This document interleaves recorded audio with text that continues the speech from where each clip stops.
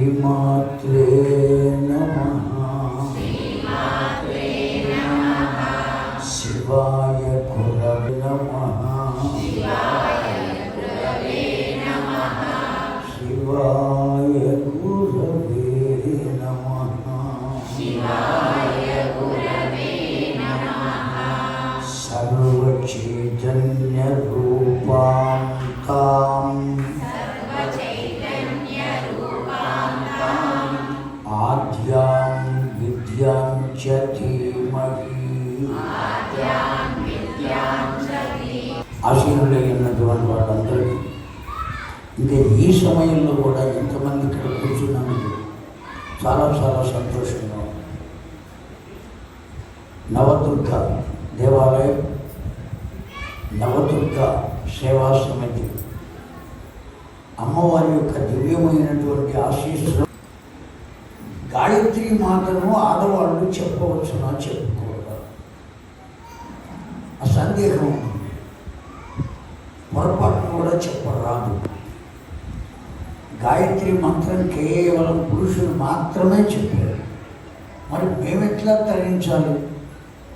ఆడవాళ్ళు ఏ విధంగా ఎందుకు చెప్పరాదు? గాయత్రి మాత ఆడది కదా, అటువంటిప్పుడు మేము కూడా గాయత్రి మాత జపం చేస్తే వచ్చే తప్పేమిటి అనేటువంటి ఆలోచన చాలామంది. కేవలం వింటామండి అని సెల్ ఫోన్లో రింగ్ టోన్గా పెట్టుకుని వినేవాళ్ళు కూడా ఉన్నారు. గాయత్రి మంత్ర ఒక్కటి మనం గుర్తుపెట్టుకోవాలి. ఏ మంత్రానికైనా ఉదాత్త అనుదాత్త స్వరితశ్చేతి అనేటువంటి దాని ప్రకారం కనుక మనం చేస్తే ఖచ్చితంగా మంత్రం యొక్క ఫలితాన్ని పొందుతాం. స్వరం లేకుండా మన ఇష్టం వచ్చినట్టు మనం చెబితే గాయత్రి మంత్రానికి కూడా ఒక సంగీతంలో ఉండే ఒక రాగాన్ని ట్యూన్ చేసి ఆ రాగంలో గాయత్రి మంత్రాన్ని చెప్పడానికి అవకాశం లేదు.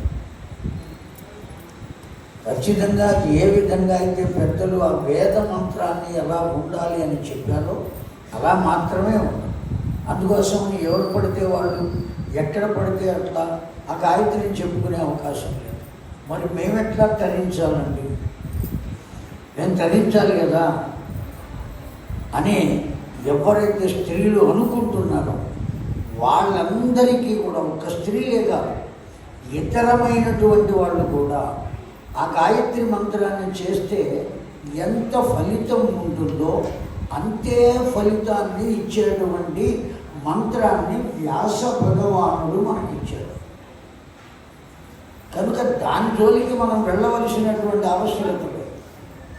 అది నిప్పు ముట్టుకుంటే కాలుతుంది అంటే చేతికి గ్లౌజెస్ వేసుకున్నటువంటి ఒక వ్యక్తి అది ముట్టుకుంటే కాదు, మనం ముట్టుకుంటే కాలుతుంది.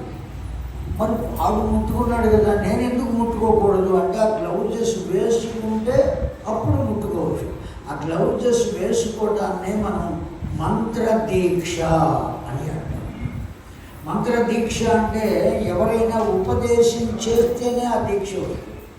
మనంతటా మనము పుస్తకంలో చూసి ఇదిగో ఇది కార్యసిద్ధి మంత్రం, ఇదిగో ఆ సిద్ధి మంత్రం, ఈ సిద్ధి మంత్రం అని ఇవాళ టీవీలో కూడా చెబుతున్నారు.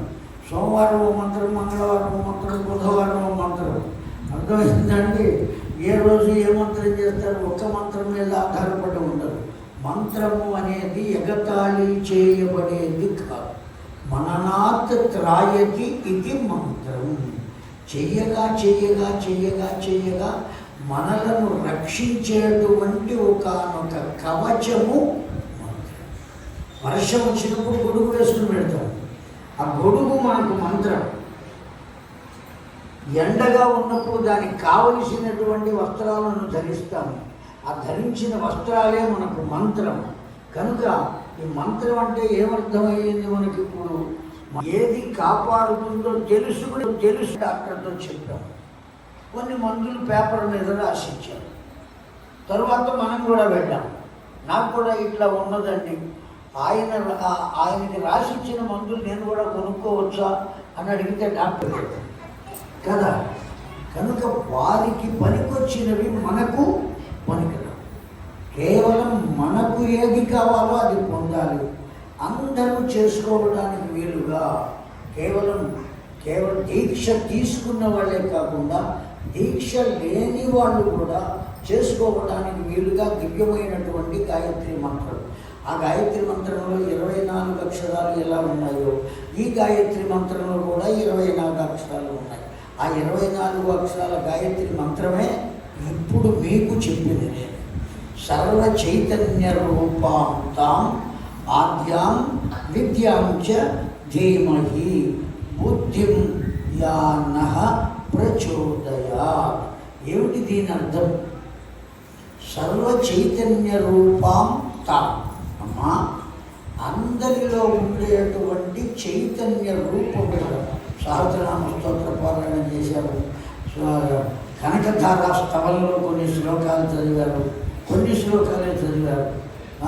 మరి ఇవన్నీ మీ చేత చేయించింది ఎవరు? మీకు తెలియకుండానే లోపల ఆవిడ ఉన్నది.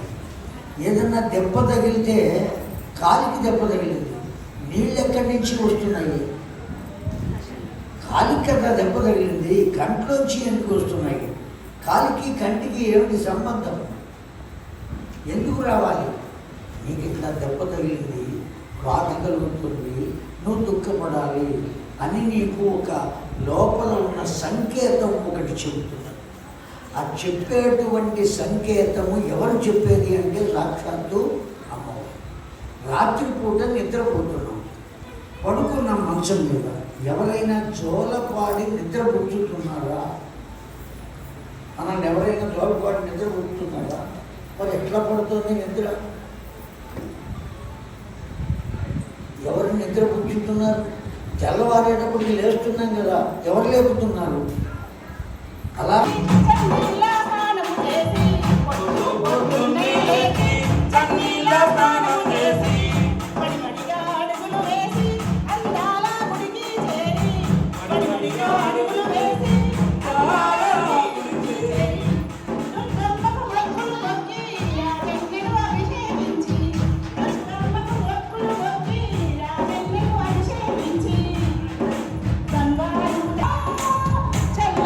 చూడాలమ్మా మాయమ్మ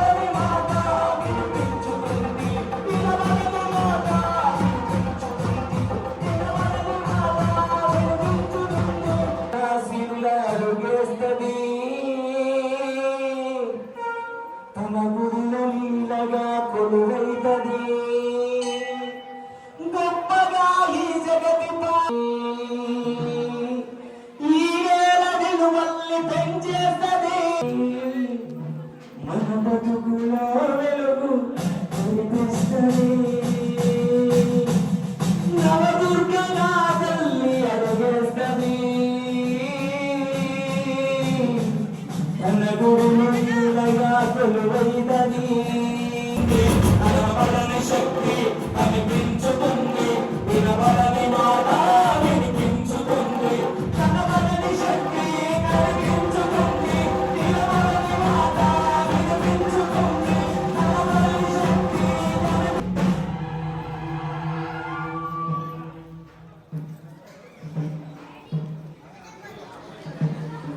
జయ